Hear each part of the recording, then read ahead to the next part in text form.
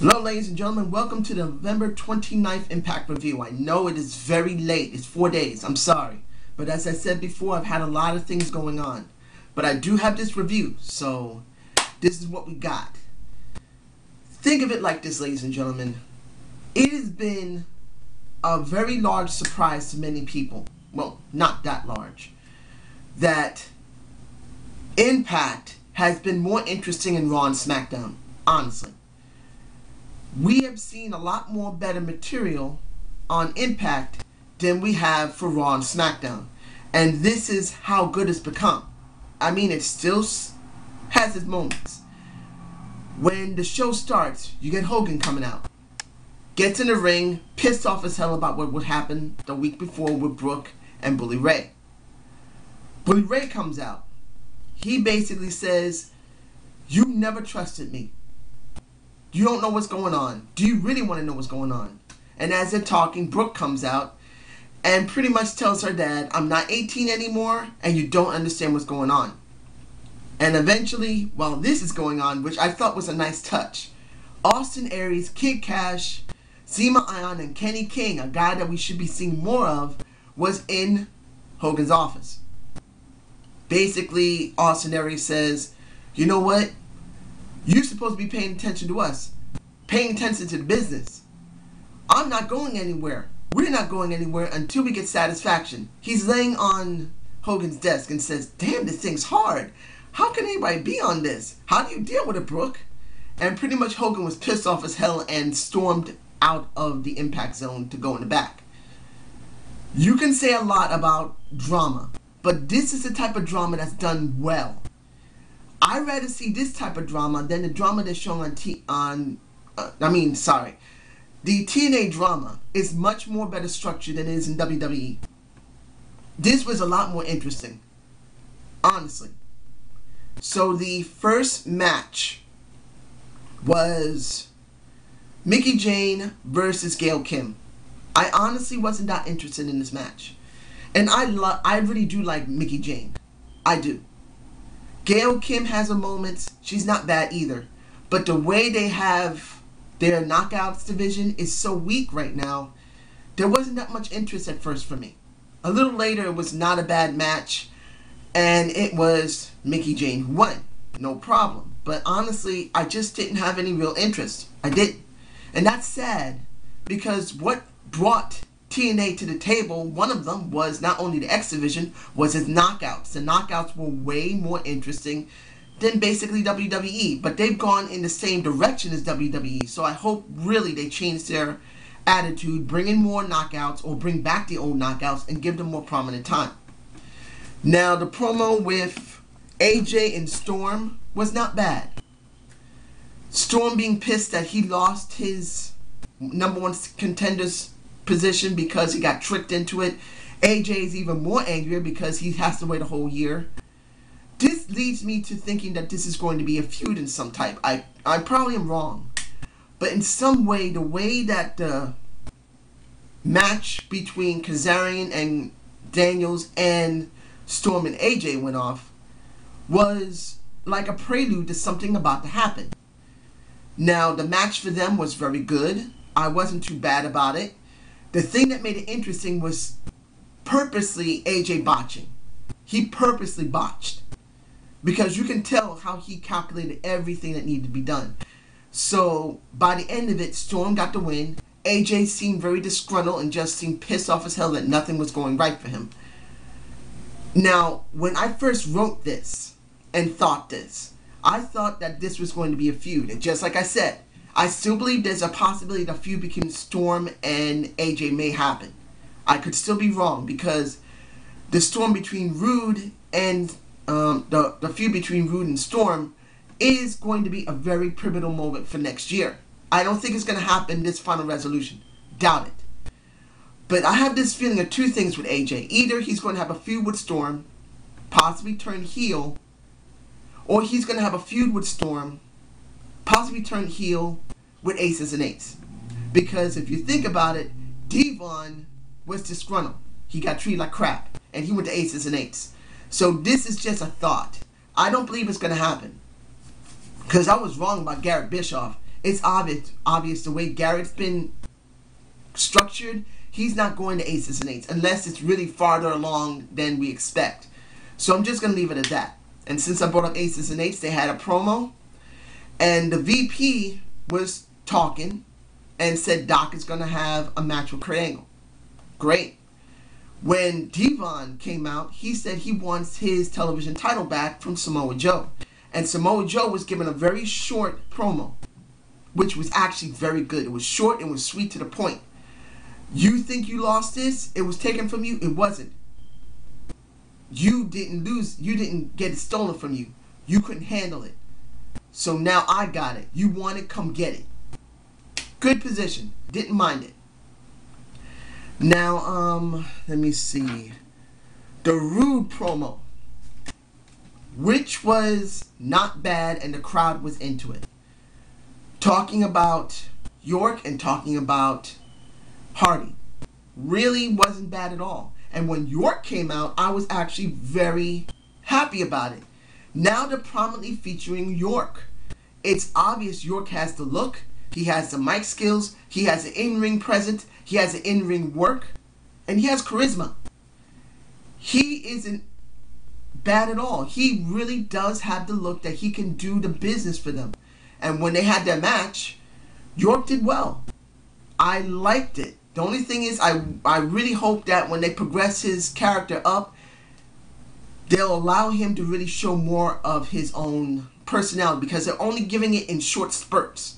I'm waiting to see how good he's going to be in long term. In other words, when they give him longer promos in a few seconds, when they give him more time than maybe about 5 to 8 minutes in a match, I'm waiting for that. At the end of the match, you had Hardy come out to protect York because Rude was about to whack him with a chair.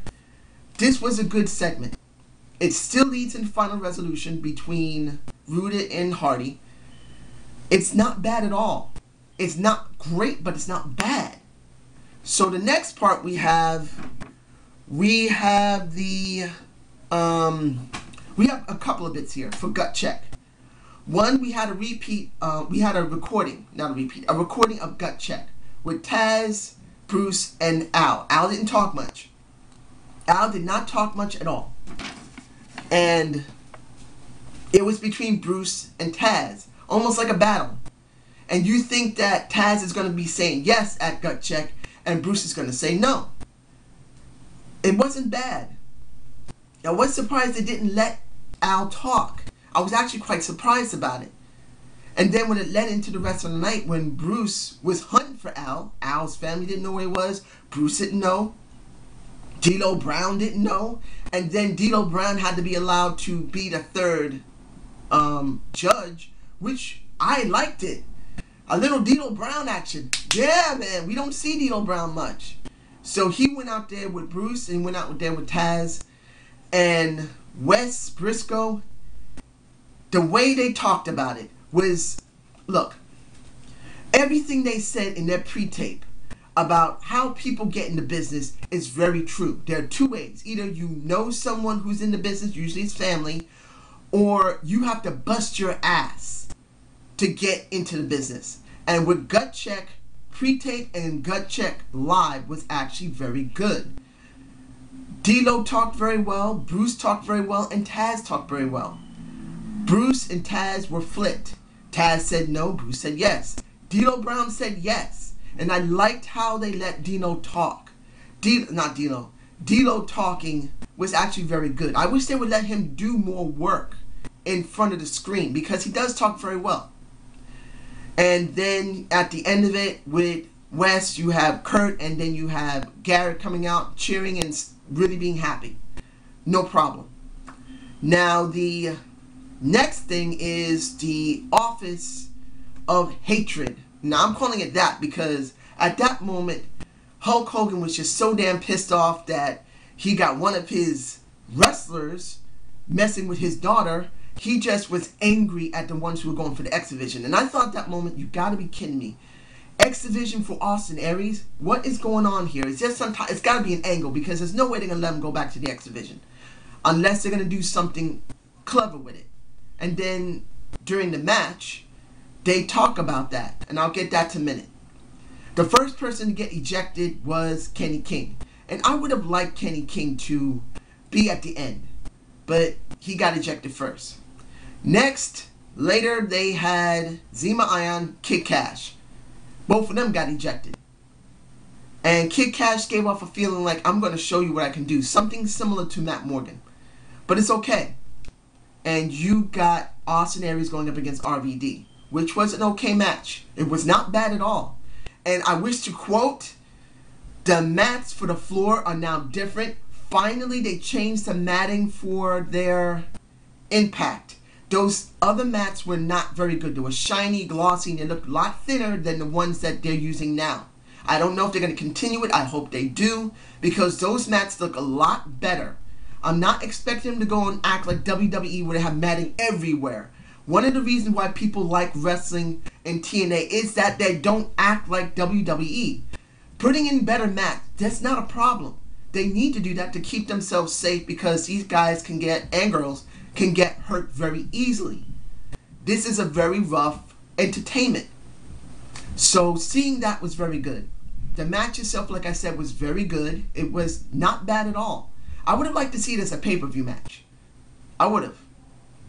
At the end, you have Austin Aries cutting a little promo saying, oh, look at you, RVD. You're over the floor. You're sweaty. You're wiped out. Makes me think of Brooke Hogan. How do you like it, Brooke? And then Bully Ray runs down, and pretty much you have Austin Aries about to get his head pile drive through basically the mat. And then as he's trying to escape, Hulk Hogan comes out, and really he's caught between a rock and a hard place.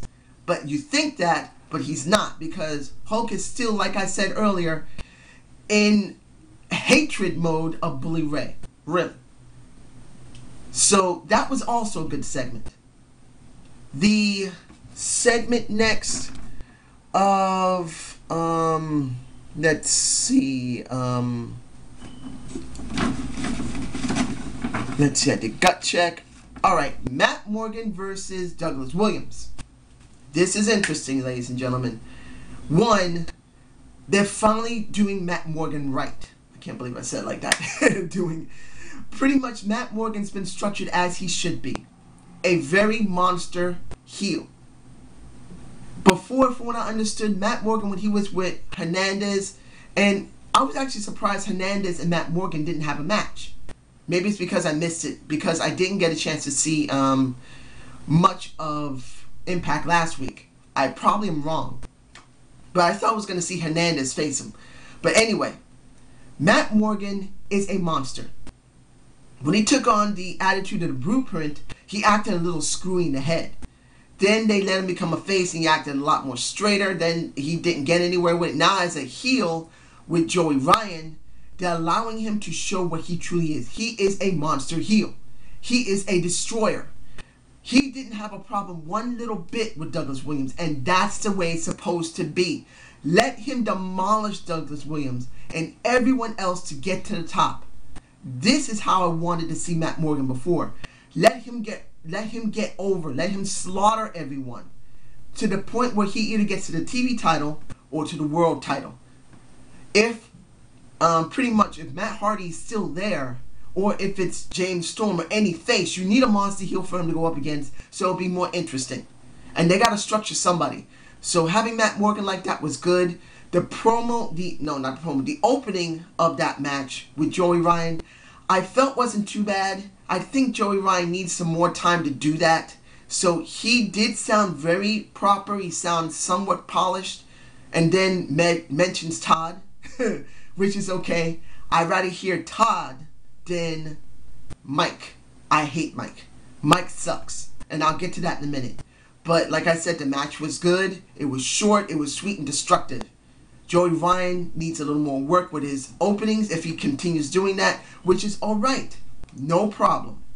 So, let's see. What else do we have here? No, I already said that. I said that. I said this.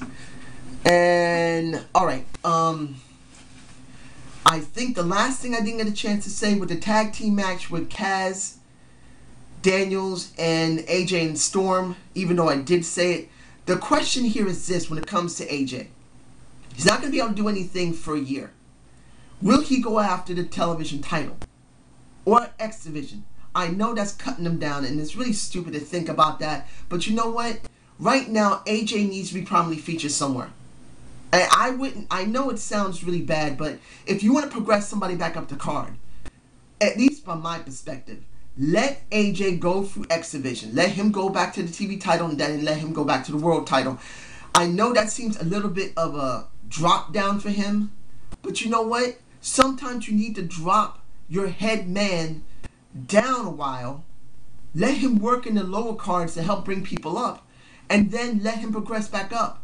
That's how they used to do it. That's old school right there, ladies and gentlemen. For people who have been around in the business for a long time, they used to just let them be at the undercard or mid-card, and then they jumped them all the way back up, bit at a time, until they got over with the crowd really well, and then back into the world title. That's how you keep your character fresh.